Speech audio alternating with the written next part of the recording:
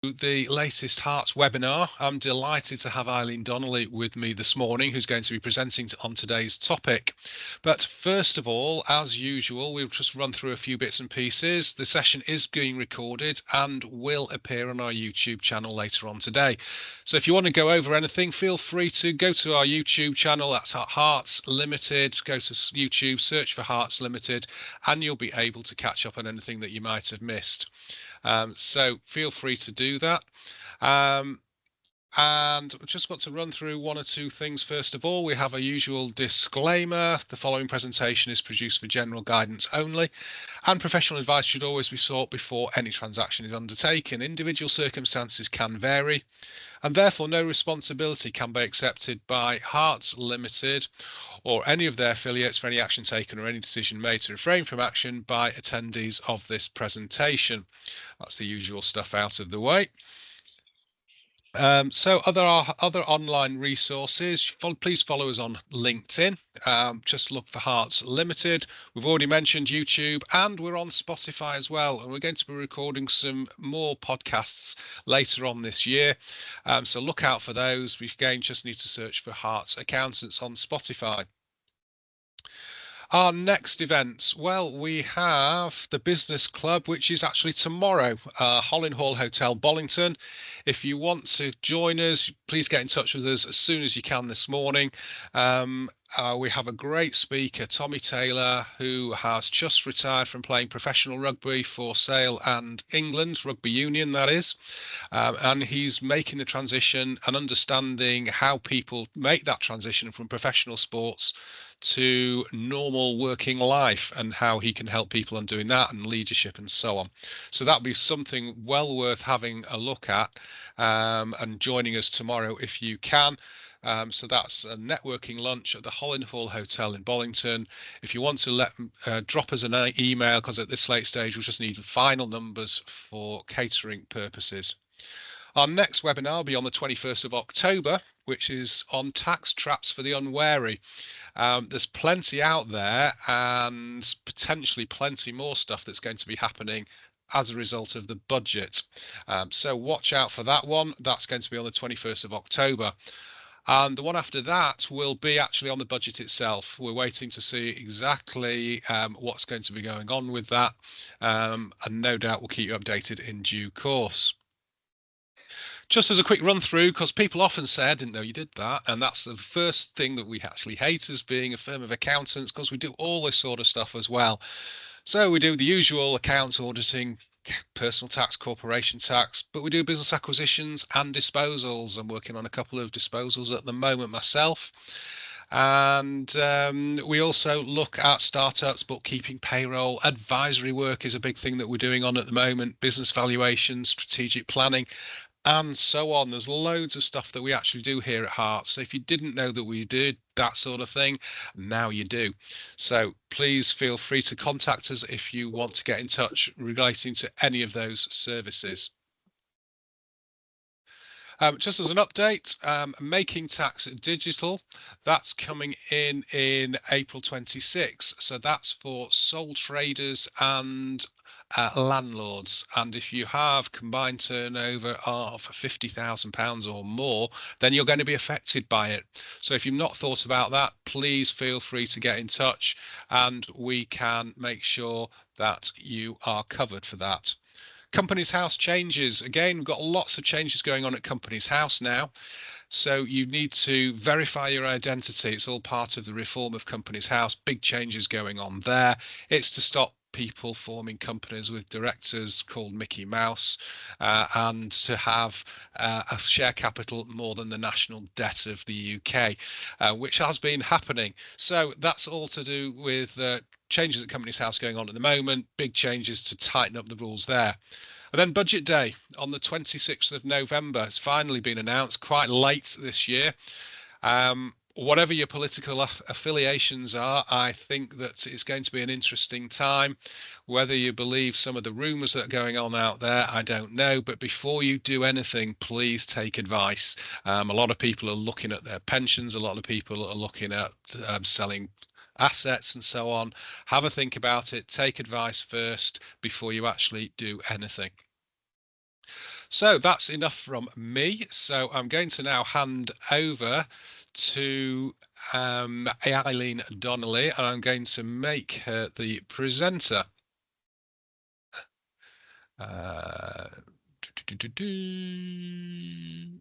Just bear with me 1 second. I think you should be able to share your screen. There we go.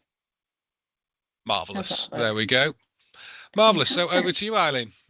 Thank you. That's brilliant. Thank you very much. So as Stephen said, I'm Eileen and I'm the CEO of Ripple & Co. And I'll be guiding you through what I think, and hopefully you by the end of it will also agree is a very, very important conversation around mental health and what we can do. Very, very quickly, Ripple & Co, we're a specialist consultancy and training provider. And what we do is we work to transform employee wellbeing. That simple. And we're doing that not just for the benefit of the individual, but also subsequently and consequently the benefit of the business as well. Because when you achieve one, you naturally achieve the other. And I will prove that to you today. So this webinar really is all about the leader's role in this, because the leader and the style of leadership is a significant driver of employee wellbeing, one of the biggest, and I'm going to prove that as well. So it's about helping you as SME leaders feel confident in recognizing when someone in your business, and potentially outside the business too, because this thing, of course, doesn't just sit in the workplace, when someone's not okay, knowing how to respond, and then also strengthening your resilience to be able to strengthen other people's resilience, whether that is in your personal circle, your family, or across your team in the workplace. So now I just want to be really clear. This is not about becoming a therapist. It's about showing up as a human leader, spotting early signs, creating space for supportive conversations, and just helping people stay well, and hopefully thrive as well. So what we're going to cover off today is a few things. We're going to look at what the cost and the cause of mental health is. We're going to look at how you might spot some of the signs. We're going to look at the need for an integrated approach to workplace wellbeing and mental health. And then, as I said, the importance of managers and leaders in this space. And because we're going to be looking at leaders and what you can do, we need to look at emotional intelligence and your own personal resilience. And then I'm going to give you some tips on supportive conversations, how you have those, how you start those. But first, let's look at this really important subject of the cost of mental ill health, because it's huge. Globally, poor mental health is costing 2.5 trillion every single year. So that's what I mean by huge. It's enormous. In the UK, let's have a look at some of the statistics. So absenteeism, reported absenteeism as a result of mental ill health. So we have to take that with a pinch of salt, because not everyone is comfortable in admitting it. But at the moment, that stands at about £6.1 billion to business, not to society, to business every single year. But we can add on to that something that is at least three times that cost. And this is the idea of presenteeism.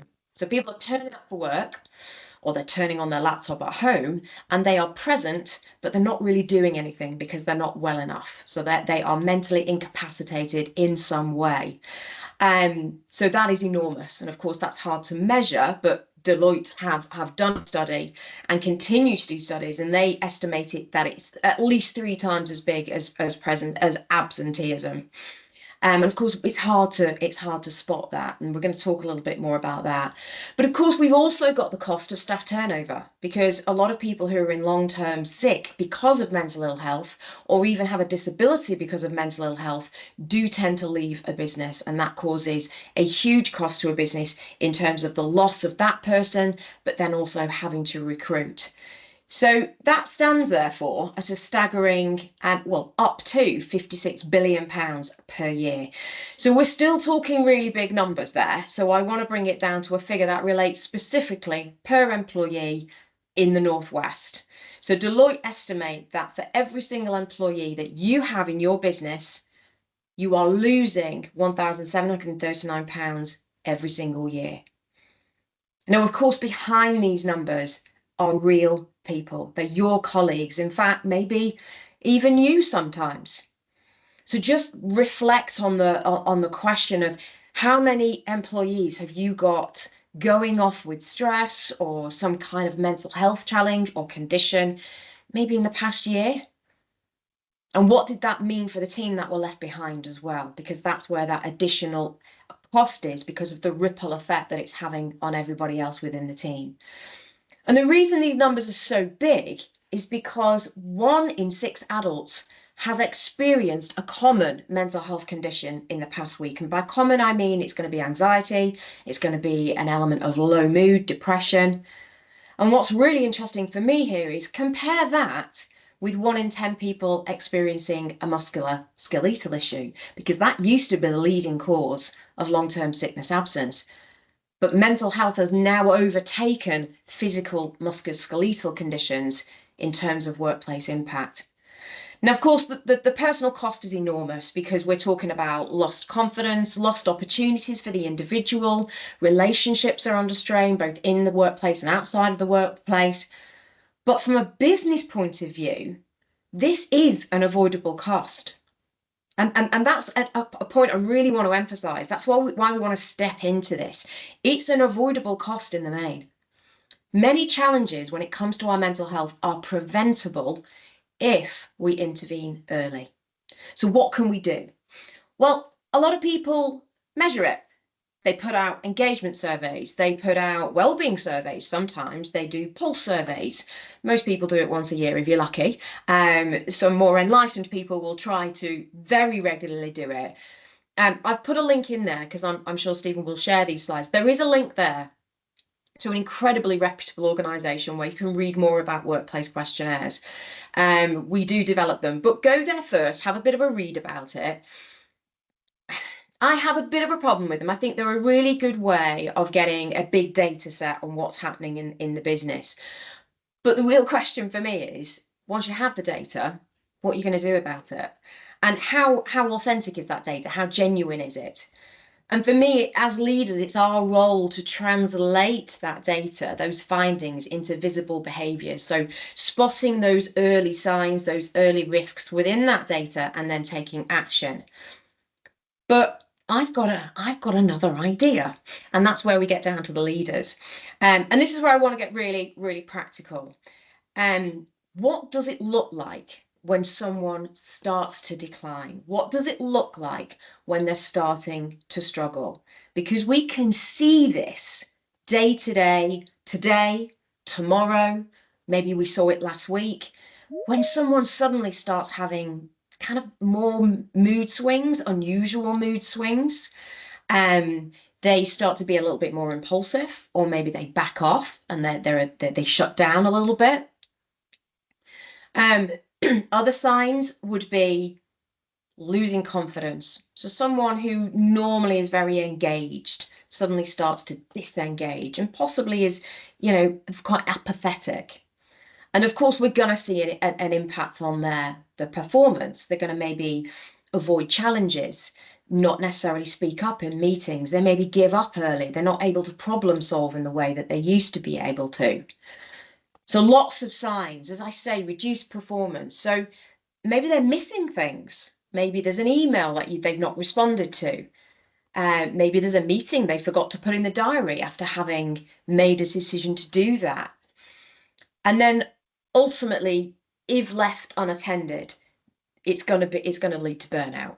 That constant exhaustion, emotional exhaustion, as they're probably trying to battle the feelings that they've got. Because let's face it, most of us still will hide how we feel if it's a negative, low mood.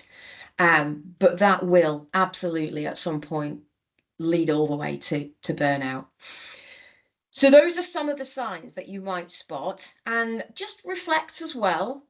Might you see those in yourself? Are you maybe in a position where actually you have given up a little bit, you are finding things a little bit too challenging, or maybe you're snapping more, or you're being a bit more forgetful? Because one of the first signs of stress often is a very hyper focus, and we tend to lose that peripheral vision of what's important. And you might see that in people, a stress signature of not seeing the bigger picture and being too focused on the minutiae. People respond to stress in different ways, and I'm sure you do too. So there really needs to be a very comprehensive and integrated approach to tackling this, because preventing this from happening isn't just a one-off wellbeing week. It's not a stress awareness week campaign. And unfortunately, I wish there were, but there isn't a silver bullet. There's no one thing that can magically make this happen and get rid of all of this. It's not that simple. It really is about embedding wellbeing into the culture of the organization and throughout the organization. So just to sort of demonstrate that, I've got some evidence that I want to present to you. So when it comes to your senior leaders, your really top guys, they act differently in a culture which is warm and open, and people see that actually it's okay to be authentically you. But that comes from the very, very top. The leaders are demonstrating that, and Accenture did some amazing research around the behaviors of leaders when they support this kind of culture.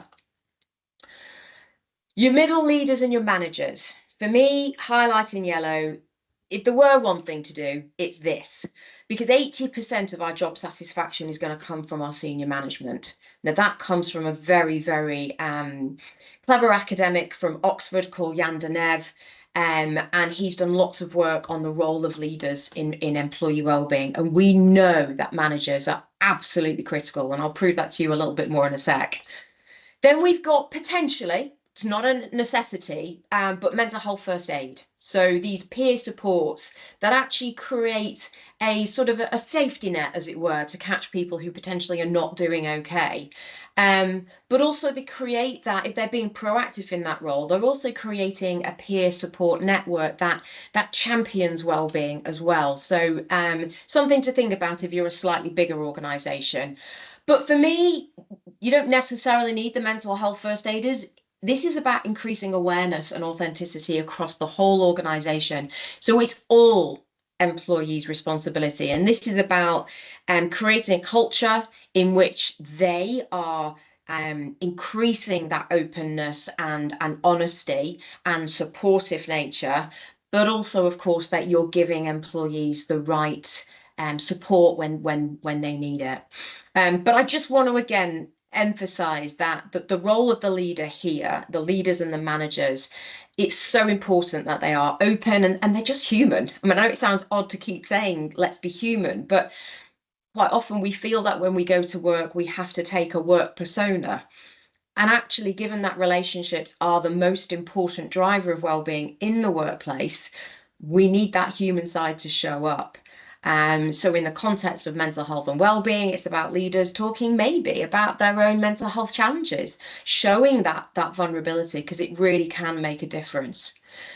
So just to give you another little snippet of evidence, because I'm all about, the data and the evidence. Look at this. This is from a survey in 2019 by Gallup and CBI. And what it tells us basically is that our bosses, fantastically, are really responsible for our motivation at work. 70% of our motivation is going to be influenced by our boss. And yet they cause 75% of our stress. So there's a real paradox there. And it's really down to leadership style and management style. And stress and motivations are directly linked to how your employees feel. A leader who is present, who's empathetic, who's very consistent as well, that's a really key feature, is going to reduce stress. A boss who's predictable. But a boss who isn't predictable, who potentially is unapproachable or is inconsistent, is going to raise that stress levels. You don't know where you stand. And of course, as we say, we leave a boss, not a job. It's so true. And I can hold my hand up to that, which is why I quite like being my own boss now. I've got no choice. So the ripple effect of how we show up as leaders is absolutely enormous. So just to give you one more stat, from my favorite academic on this. This is a study he did in 2019, looking at what is it that drives job satisfaction. So we know that job satisfaction drives life satisfaction. So that's really super, super important. But what drives job satisfaction? Well, as I said, it's relationships. 39% of our job satisfaction comes from our interpersonal relationships at work and inside work, which is why being human is so important. But which relationship? I mean, I think I've probably done enough of a spoiler on this one. It is management. It is management. Our relationship with our boss, our leaders, the senior team, that is the most important driver of workplace well-being. Now, in order to be able to satisfy this need for our employees, leaders have to be human. And one key element of being human is our emotional intelligence. Now, of course, lots of us as managers are often promoted because we're really good at our jobs, so our technical skills. But actually, it's the emotional intelligence which actually makes us a good boss or not. So just to sort of cover off the basic of what do we mean by emotional intelligence? Well, it's about that about the ability to recognize and understand emotions and then manage those emotions. And I actually mean our own emotions, but also the emotions of other people. Because when we can do that, we can notice when someone is struggling. We can read those emotions, and quite often we can read them before they're aware of them. Because when people are low or stressed, their vision starts to become quite narrow, like literally as well, interestingly, but it does become quite narrow and they may not be aware. Have you ever been in a situation where someone has noticed how you feel and then you think, yeah, actually, that is how I feel. I hadn't been recognizing it. It does happen.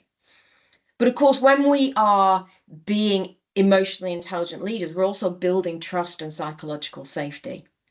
And what we're going to be able to do is we're going to be able to respond rather than react. So really EQ for me is the foundation of what is supportive leadership. Now, what we also know with emotional intelligence is that we need resilience to go alongside it. We can't just keep giving. So we do need resilience, and we know that resilient leaders are more likely to achieve their strategic objectives and maintain a competitive edge. They're more likely to be able to embrace challenges, find creative solutions, stay committed, but it also reflects on the team as well. Because teams with high resilience are more likely to also embrace challenges and achieve goals. Now, as I say, these two things go together, and what they do, they kind of reinforce each other. So we call this the resilience loop. And what we get within the resilience loop is a sort of a continual virtuous circle. So we start with the challenge. Okay, so with a challenge or a stressor, a trigger, that then moves into, if we have emotional intelligence, an ability to sort of almost name what we're feeling. Sometimes it's hard to say how we feel. Then next comes the regulation, our ability to regulate, maybe even reframe and shift perspective on what we're feeling. And then we need to connect and support. So we're going to draw on others and encourage others to draw on others to help us then manage the stress and the challenge. And then we can reflect on how did we manage it? And then we learn. And then what you find, of course, is that you need a bit of time for recovery and reset, and then off we go again. But each time you go through this loop, you're building that capacity for the future. You know, you don't just bounce back. You're actually growing stronger every single time that you move through this loop, which is just fantastic because it's habit that gets stronger and stronger. It's a muscle, I guess. So these are how these two things link: emotional intelligence with resilience. In fact, emotional intelligence fuels your resilience, because emotional intelligence is what allows us to manage the stress in the moment. And then resilience is what allows us to recover afterwards.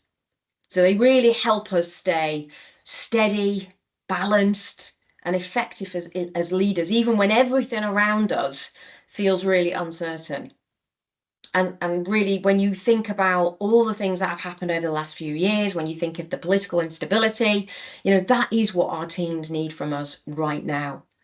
And there's a piece of research that was done a while back which really demonstrates that need for human leadership. So they asked global survey. They asked thousands of people, what are you looking for from your leaders? What is it you want? What are the traits that you want from your leaders? And consistently, four traits came up: hope, compassion, stability, and trust. No technical skills in there whatsoever. They're all very, very human traits. So that's what we're looking to develop as leaders ourselves, and it's what we're looking for our line managers in particular to develop so that our workforce is supported. Now, Stephen did say it was interactive, and I've done nothing interactive whatsoever. I've literally just talked to you. So I want to just pause for a second. In fact, I'm going to stop sharing so that I can either see all your faces or I can see your cameras. Thank you. I can see all your cameras. If anyone wants to turn their camera on, that would be lovely. As I said, connection, very important, but I appreciate it's being recorded, so don't feel you have to. So what I want you to do, I'm going to pop a link in the chat. We are now going to measure our personal resilience and emotional intelligence. So I've got 6 questions for you. If you want to follow that link, maybe give us a thumbs up or raise your hand or something. If you follow that link, I have 6 questions for you. And those 6 questions, very simply, not to worry, Carol, thank you. Those 6 questions, I want you to rate them between 1 and 5. So you just choose which one. So 1 is I strongly disagree with this statement. This doesn't really reflect me. 5 is I strongly agree. Absolutely, this is me. Now, be as honest as you can, because this is literally just for you. No one's seeing these results. I don't even see the results. As you go through each of those 6 statements, just jot down your score. There's only 6, so it's not too much to remember. Jot down whether you did 1, 2, 3, 4, or 5, because what you're going to do is add them up. I could do a plug for Harts at this point, and if anyone struggles to add those up, please do contact Harts. We'll help you with those numbers. So be as honest as you can, and then what we'll do is we will add them up at the end, so you get a score and see where you fall. And you're going to see all the results. Sorry, you're going to see all the narratives of the possible results. So again, you're still doing this anonymously. There's no oh, I should have said there's a part just before you get to the end. I'm rabbiting on. You probably can't concentrate on the questions. Shall I? I'm just going to pause. It's fine. I've got through the Are you 6 questions. multitasking? I'm multitasking. Yeah. You wanted our email addresses in here, yeah?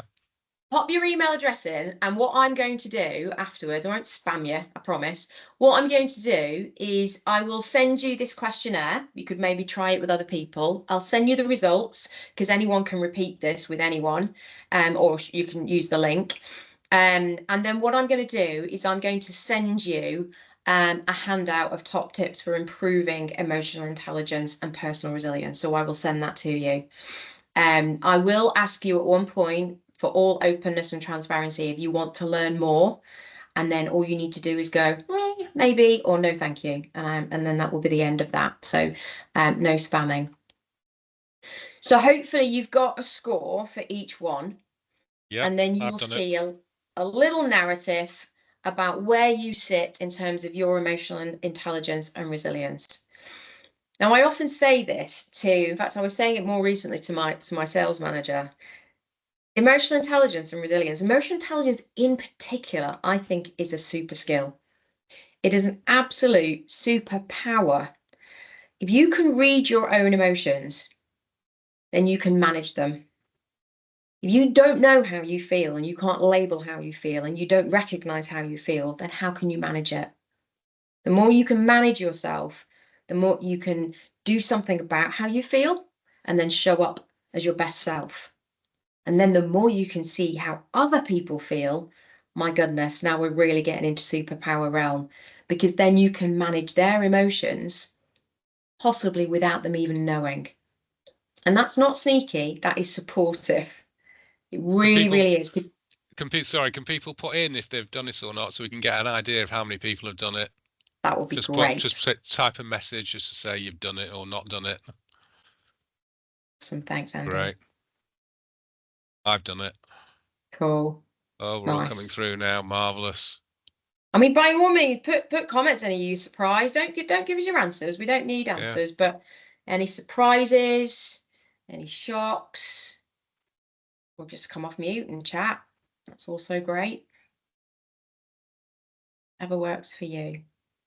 So this is the bit of a superpower when it comes to life. I was going to say as a leader, but honestly, it's such an amazing skill to be able to read your own emotions and then also the emotions of others. So hopefully that's helpful, but I'll send something over to you so you've got some handy tips to be able to turn this into more of an everyday habit of building your resilience and your personal emotional intelligence.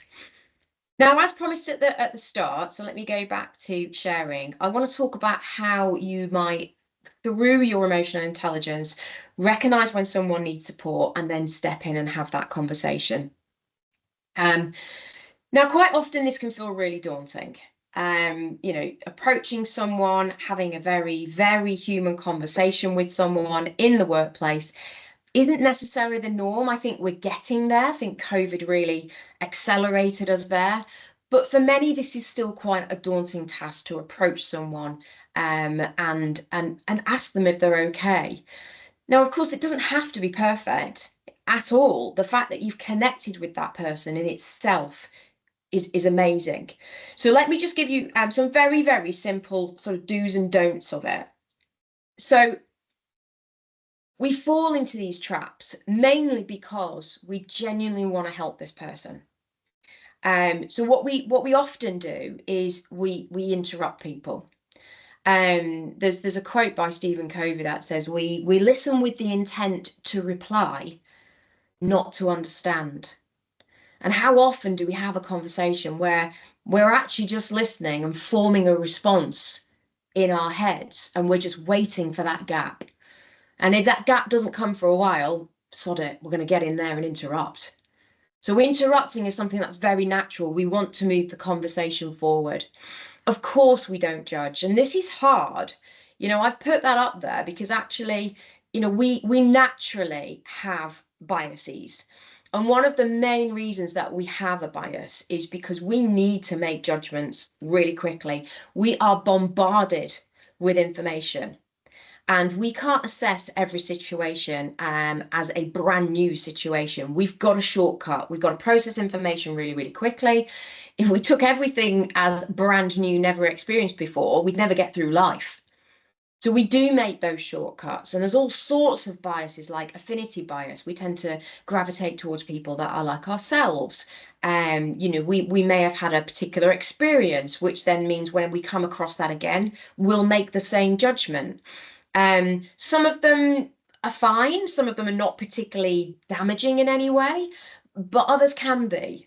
And this is where we want to do our absolute best not to judge from our point of view. So don't measure someone by your own yardstick. If someone is upset about something, but you don't quite understand it, what I really suggested that you connect on how they feel, not on why they feel the way they do. If they're sad about something, I mean, an example could be, I'll give you an example actually. I was in a hairdresser's last week, and the phone rang, and the young apprentice picked the phone up, and she immediately burst into tears, ran out of the hairdresser's with the phone in her hand, and was sobbing on the pavement. So of course, all of us, foils and hair dryers and whatnot, we're all looking outside thinking, oh my God. Now we all make a judgment about what that phone call is about. And most of us are jumping to someone has died, because her reaction was extreme. She was shaking, she was sobbing. Her cat had died. Now, I don't know whether you like cats or not. Some people don't like cats. But you might think, that is really extreme. It's a cat. But for her, and for some of you maybe, that's devastating. We all know what it's like to lose someone or something. We all know that feeling. So what we want to do is not judge someone based on why they're feeling the way they are, but more what they're feeling. And they're feeling loss and grief and shock. We all know what that's about. So we connect on that and we don't judge the why. Now, a biggie for me, unsolicited advice. Now, that's a little bit strong in its phrasing. However, if we twin that with counselling, we so want to help this person. We really, really want to help this person. And the first thing that most people jump to is they try to make it better. So they offer some advice, they offer a little bit of counselling. They might even say, you know, it's not that bad. The very first thing you want to do is connect with that person and not kind of dismiss how they feel. So dismiss another one. That's really, really big for them. So it's about connecting with them on that specific thing rather than immediately diving into solutions. You know, we're not there as counsellors, and actually maybe they just need a bit of support first. I think it's also important to say, don't risk your own well-being. And it is very much about ensuring that you're in the right place to help someone. So it either might be about signposting them onto someone else. It might be even talking to someone else, say, I've spotted X. I wonder whether you want to have a chat with them. Because you might not feel that you're in the right place for it. So it is about checking in with yourself first to make sure that you feel in a good enough place to support. So reflect on how you're feeling. And then, of course, choose the right space and time. And sometimes that can be difficult when we all work remotely. But hopefully we've got enough connection now online that we can do those conversations online because we spend so much of our life online. Important to show that you're listening. Now, how do you do that? Well, it's all the non-verbals. And, you know, if you don't interrupt, you obviously don't want to be staring blankly at them. You want to do a few nods and ums. And so it's very simple. I know there's an awful lot going on in the head right now, but a couple of non-verbals and nods and you know, oh, you know, those kind of that goes a long way to show you're listening. There's another way that is super, super easy to show you listen. Really easy trick. And you could try this in a conversation today. Doesn't have to be a supportive conversation. Just try it in a conversation today. You will be amazed. One, they don't spot you doing it, and it really works. So this trick is to summarize what they've said. So when they've finished, just say, so what I'm hearing is X, Y, and Z. And then say, have I got that right? Is there anything else? It is really simple. It gives you time to think. It gives you time to pause and collect yourself, because they may have told you something that you yourself has found shocking, or it's something that actually has triggered something in you. Paraphrase, summarize what they've said. It shows them that you're listening and gives you a little bit of breathing space. So that's a really easy little trick. Open questions.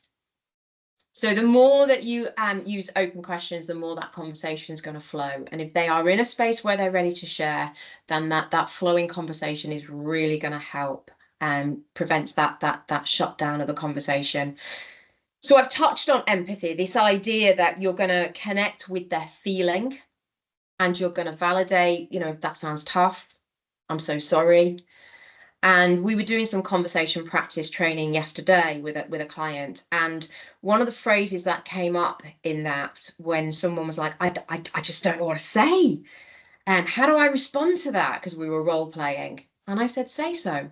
Just say, oh my goodness, thank you so much for telling me that. Are you okay? And I don't know what to say right now. I'm so glad you told me. I'm going to show you a film in a bit, and that comes out in that. There's nothing wrong with saying that. There's nothing wrong with saying, I'm so sorry you feel this way. I don't know what else to say. So it's a very, very powerful phrase that you can use when you're supporting someone. And of course, be aware of those cultural differences, depending on, you know, the diversity within your organization.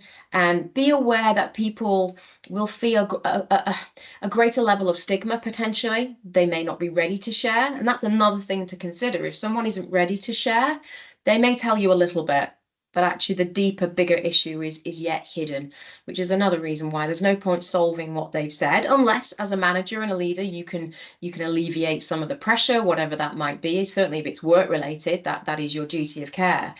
But quite often people tell you a little bit, but they don't tell everything because they're just not ready. They're just not ready.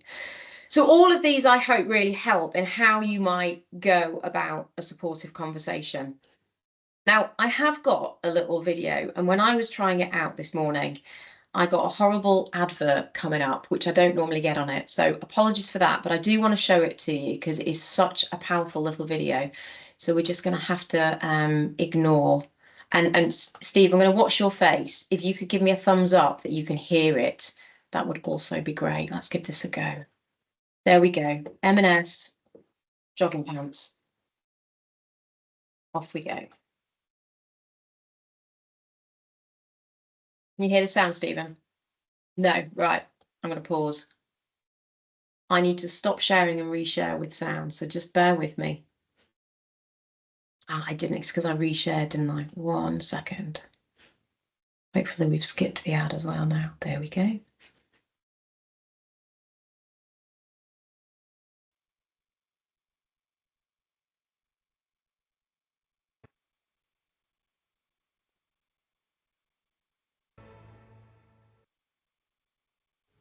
So what is empathy, and why is it very different than sympathy? Empathy fuels connection. Sympathy drives disconnection. Empathy, it's very interesting. Teresa Wiseman is a nursing scholar who studied professions, very diverse professions where empathy is relevant, and came up with 4 qualities of empathy. Perspective taking, the ability to take the perspective of another person or recognize their perspective as their truth. Staying out of judgment, not easy when you enjoy it as much as most of us do. Recognizing emotion in other people and then communicating that. Empathy is feeling with people. And to me, I always think of empathy as this kind of sacred space when someone's kind of in a deep hole and they shout out from the bottom and they say, I'm stuck, it's dark, I'm overwhelmed. And then we look and we say, hey, you climb down. I know what it's like down here, and you're not alone. Sympathy is, ooh, it's bad, no, you want a sandwich? Empathy is a choice, and it's a vulnerable choice, because in order to connect with you, I have to connect with something in myself that knows that feeling.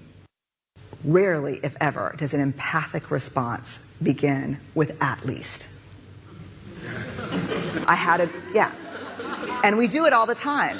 Because you know what? Someone just shared something with us that's incredibly painful, and we're trying to silver lining it. I don't think that's a verb, but I'm using it as one. We're trying to put the silver lining around it. So, I had a miscarriage. Oh, at least you know you can get pregnant. I think my marriage is falling apart. At least you have a marriage. John's getting kicked out of school. At least Sarah is an A student. But one of the things we do sometimes in the face of very difficult conversations is we try to make things better. If I share something with you that's very difficult, I'd rather you say, I don't even know what to say right now. I'm so glad you told me. Because the truth is, rarely can a response make something better. What makes something better is connection.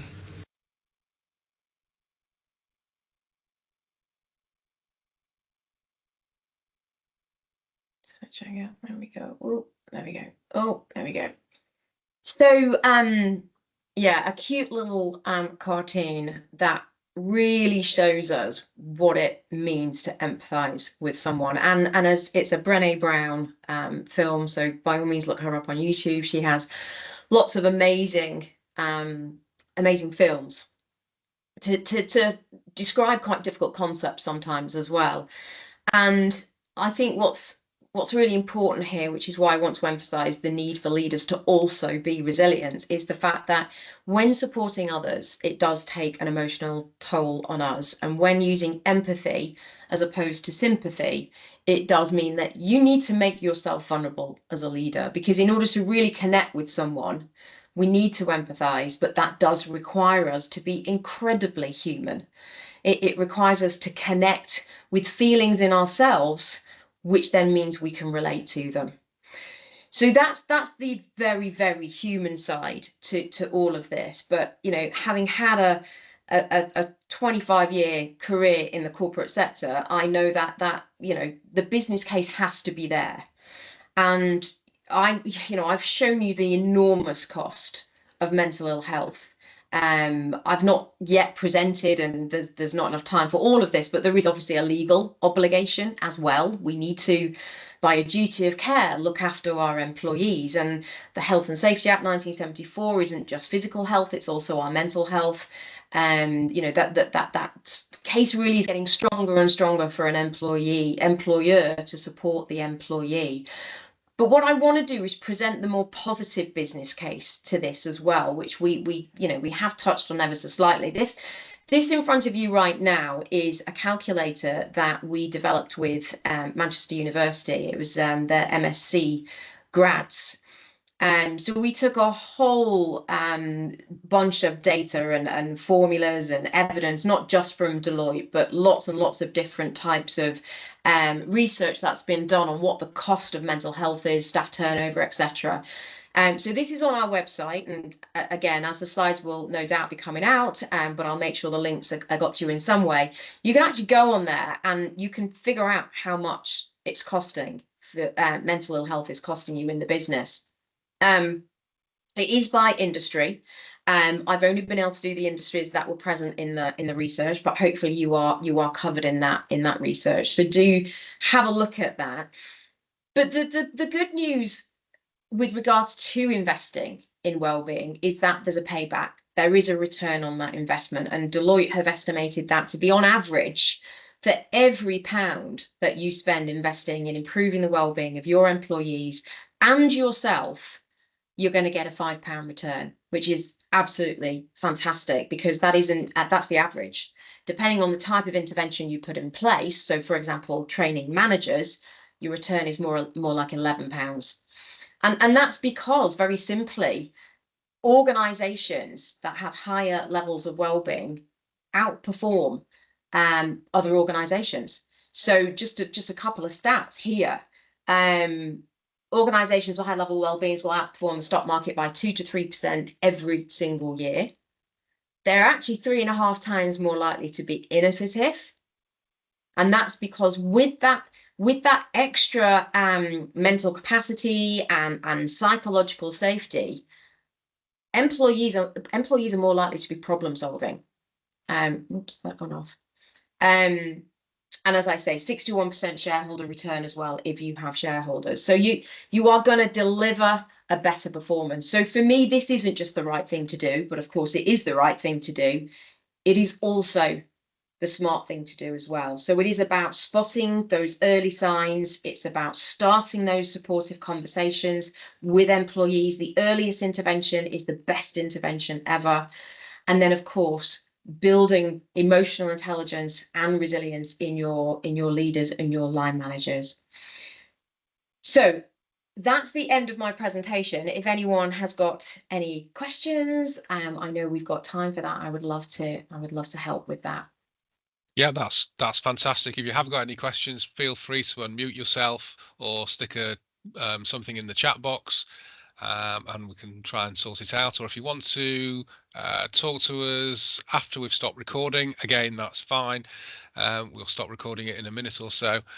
But I just want to thank Eileen for a very interesting presentation. That was fascinating.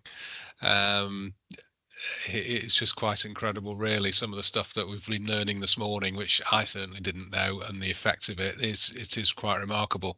So again, thanks very much. One question. Oh, you got that, Brenny Brown. So as the name of the cartoonist, very good. What other messages have we got in here? Let me just have a quick look. Great presentation. Thank you very much. Anybody else got any comments before we stop recording? Okay, so thank you very much indeed, Eileen. That was absolutely fantastic. If anyone's missed anything or want to go over anything, again, it's going to be on our YouTube channel later on. Go to YouTube, search for Harts Limited, and you'll be able to catch up on that. And again, we will get the slides and send them out to you as well. And if you want to get in touch with Eileen, her details are on the slideshow as well. Feel free to do so. So thank you very much indeed for that, and I look forward to seeing you on the next webinar. Have a great day. Thank you.